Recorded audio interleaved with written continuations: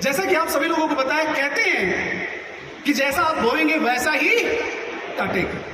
क्यों जी?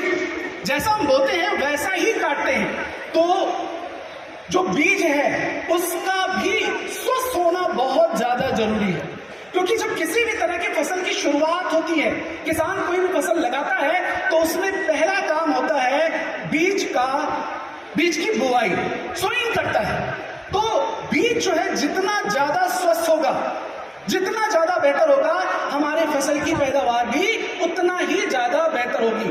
तो आज अगर हम देखें तो बहुत सारे किसान हैं जो अपने बीज का उपचार नहीं करते हैं, या वो बहुत सारे केमिकल को यूज करते हैं बीज का उपचार करने के लिए, उस सीड की केयर करने के लिए। लेकिन यहां पर हमारे पास एक बेहतर स्पेशल प्रोडक्ट है जिसकी सहायता से हम अब हमारे जो सीड है, जो बीज है, उसका हम केमिकल से उपचार नहीं करेंगे। अब हम करेंगे उसका उपयोग एक जैविक प्रोडक्ट की सहायता से, जिससे उपचार करके हम उसको बेहतर कर पाएंगे। अब अगर हम बात करें उपचार की, तो उपचार क्यों किया जाता है? जो बीज होता है, जब वो खेतों में जब उसकी हम बुआई करते हैं तो उस पर बहुत सारे डिजीज फैक्टर का अटैक होता है, जैसे जीवाणु वाले रोग हैं, फफूंदी वाले रोग हैं, और बहुत सारे कीड़ों का भी उस पर अटैक होता है। इसलिए किसी भी तरह के बीज की अगर हम बुआई करते हैं तो उसका उपचार करना बहुत ही ज्यादा आवश्यक होता है। और अगर हम उपचार करते हैं तो वो बीज सुरक्षित होता है, उसका अंकुरण अच्छा होता है, और बीज जितना ज्यादा अच्छा होगा, हमारी फसल की पैदावार भी उतना ही ज्यादा बेहतर होगी। अब अगर हम जनरली अगर हम बात करें तो बीजों में आज के टाइम में बहुत ज्यादा रोग लगने लगे। क्यों रोग लगता है? जैसा कि मैंने आपको कहा कि हमारी जो मिट्टी है उसमें बहुत सारे रोग कारक मौजूद होते हैं, प्लस जो बीज होता है उसमें भी कई सारी तरह की बीमारियां होती हैं। जैसे मान लीजिए मैंने कभी फसल लगाई है, गेहूं की फसल, और उस गेहूं की फसल के लगाने के दौरान उस पर कोई रोग लग गया, उस पर कोई फफूंद वाला रोग लग गया, और मैंने उस गेहूं को जब निकाला तो अब उसको मैंने बीज के रूप में अगली साल अगर मुझे यूज करना है तो मैं उसको यूज करता हूं। अब जो पहले उस पर जो फफूंदी वाले रोग लगे थे वो अगली फसल में भी आएंगे, यानी कि ट्रांसफर होंगे। इसलिए ये जरूरी है कि हम उस बीज का उपचार करते हैं। तो पिछला अगर कोई भी ऐसा रिकॉर्ड होगा जो फसलों पर रोग लगता है उसको वो कंट्रोल कर देगा।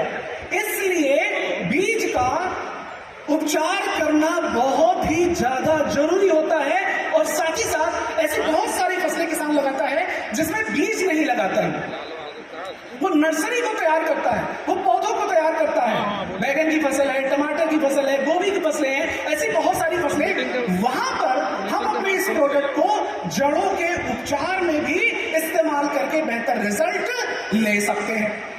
तो यहाँ पर ये जो प्रोडक्ट है ये हमारे लिए बहुत ही बेहतरीन है। किसान हर तरह का बीज लगा रहा है अपने खेतों में विभिन्न प्रकार के, तो हम वहां पर बीज के उपचार को करके अपनी फसल की पैदावार को बढ़ाने में बहुत ज्यादा हम मदद ले सकते हैं। तो जैसा कि मैंने आपको कहा कि बहुत सारे ऐसे रोग होते हैं जिनको हम बीज जनित रोग कहते हैं। आप लोगों ने देखा होगा एक फसल होती है, फसल क्या, एक घास होती है जिसको हम बोलते हैं बथुआ। देखा आप लोगों ने?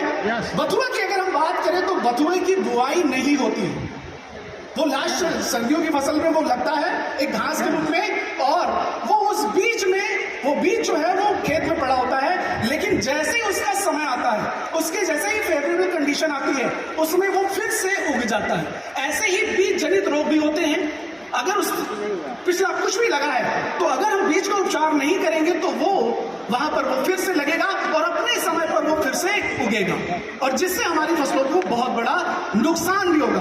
तो यहाँ पर हम इस प्रोडक्ट की सहायता से जो सभी तरह के बीज हैं उनका हम उपचार कर सकते हैं, और साथ ही साथ जो ऐसी फसलें हैं जिस पर हम पौध लगाते हैं उसका भी हम उपचार कर सकते हैं। तो आइए जानते हैं इसको उपचार करने के तरीके के बारे में। अगर हमें इसके बीज को उपचार करना है तो हमें 1 किलो बीज लेना है, और 1 किलो बीज में 20 ml हम लेंगे अपना प्रोडक्ट सीड केयर, और आवश्यकता अनुसार हम पानी लेकर के उसको कुछ समय के लिए हम भिगो करके रख देंगे, भिगो करके रखेंगे। फिर उसके बाद उसको हम निकालेंगे, उसको कुछ समय के लिए सुखाएंगे, और उसके बाद उसकी हम सोइंग कर देंगे, उसकी बुआई कर देंगे।